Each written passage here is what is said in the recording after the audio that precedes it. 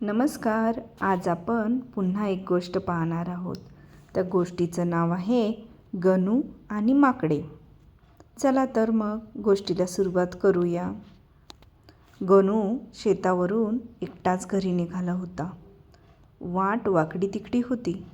वाटेवर एक मोठे झाड होते. झाडावर खूप माकडे होती. ती माकडे रस्त्याने येणाऱ्या जाणाऱ्यांना माणसांना खूप त्रास द्यायची. गणू दिसताच माकडे मोठमोठ्याने आवाज करू लागली. उंच उड्या मारू लागली. हुप हुप असा आवाज करत खाली आली. गणूला पहिल्यांदा मजा वाटली. पण माकडे खाली उतरून त्याच्या अंगावर धावून येऊ लागली. तेव्हा गणू मात्र घाबरला. पळत सुटला. गणू पुढे आणि माकडे मागे. गणू घामाघूम झाला. जवळच एक देऊळ होते. गणू त्यात लपून बसला व खिडकीतून माकडांकडे पाहू लागला. इतक्यात एक माणूस त्याच वाटेने येताना दिसला.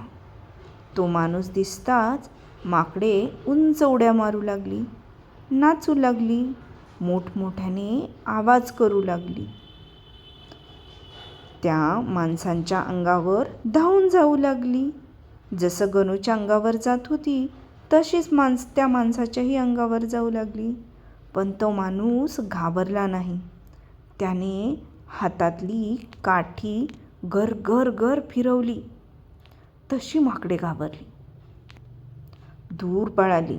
गपचूप झाडावर जाऊन बसली. गणू देवळात बसून हे सर्व बघत होता. गणूने मनात जाणून घेतले, आपण माकडांना भीत होतो म्हणून ती भीती दाखवत होती. आता गणूने ठरवले, आता आपण घाबरायचं नाही. तो देवळातून बाहेर पडला. त्याने हातात काठी घेतली आणि चालू लागला. गणू दिसताच माकडे पुन्हा रस्त्यावर आली. ती आता काय करणार हे गणूने हेरले.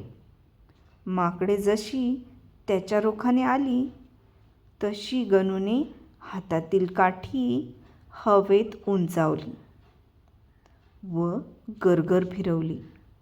त्याची ती धिटाई पाहून माकडे परत फिरली.